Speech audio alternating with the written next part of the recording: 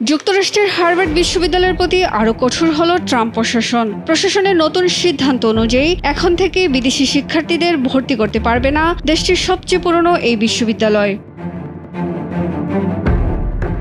দেশটির স্বরাষ্ট্র মন্ত্রণালয়ের এক বিবৃতিতে বলা হয়, হার্ভার্ড আর কোনো বিদেশি শিক্ষার্থীকে ভর্তি করতে পারবে না। আর বর্তমানে যেসব বিদেশি শিক্ষার্থী ভর্তি রয়েছেন তাদের অবশ্যই স্থানান্তর করতে হবে, না হলে তারা আইনগত বৈধতা হারাবেন। যুক্তরাষ্ট্রের হোমল্যান্ড সিকিউরিটি মন্ত্রী ক্রিস্টি নোয়েম সামাজিক মাধ্যম এক্সে জানিয়েছেন, হার্ভার্ড বিশ্ববিদ্যালয়ের এইচভিপি সনদ বাতিল করা হয়েছে কারণ প্রতিষ্ঠানটির আইনের প্রতি শ্রদ্ধা দেখাতে ব্যর্থ হয়েছে। তিনি বলেন, এই সিদ্ধান্ত দেশের সব বিশ্ববিদ্যালয়ের জন্য সতর্কবার্তা হয়ে থাকবে। অন্যদিকে হার্ভার্ড প্রশাসন এই পদক্ষেপকে আইন বহির্ভূত বলে উল্লেখ করেছেন। বিশ্বের 140টিরও বেশি দেশ থেকে আসা শিক্ষার্থী ও গবেষকরা আমাদের ক্যাম্পাসকে সমৃদ্ধ করেন। তাদের উপস্থিতি শুধু হার্ভার্ড নয়, যুক্তরাষ্ট্রের জন্য গুরুত্বপূর্ণ।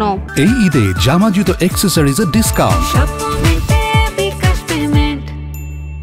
এদিকে 2023-24 শিক্ষাবর্ষে হার্ভার্ডে ভর্তি ছিল 6,700 জনেরও বেশি আন্তর্জাতিক শিক্ষার্থী, যা বিশ্ববিদ্যালয়ের মোট ছাত্র সংখ্যার 27%। এই সিদ্ধান্তে তাদের ভবিষ্যৎ অনিশ্চিত হয়ে পড়েছে। হতাশ হয়ে পড়েছেন শিক্ষার্থীরা।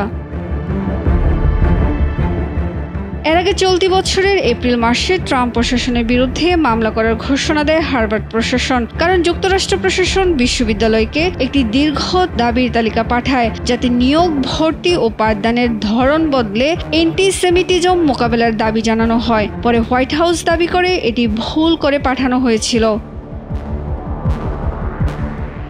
এছাড়া হার্ভার্ডের ট্যাক্স ছাড় সুবিধা বাতিল ও সরকারি গবেষণা অনুদান বন্ধ করায়ও হুমকি দেয় ট্রাম্প প্রশাসন।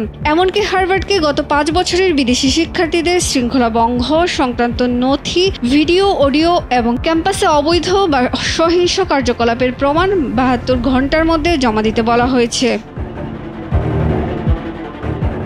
অবশ্য বৃহস্পতিবার ক্যালিফোর্নিয়ার এক ফেডারেল বিচারক ট্রাম্প প্রশাসনের এই সিদ্ধান্ত স্থগিত করে রায় দেয়। তিনি বলেন, যতক্ষণ না পুরো বিষয়টি আদালতে নিষ্পত্তি হচ্ছে ততক্ষণ বিদেশি শিক্ষার্থীদের ভিসা বাতিল করা যাবে না।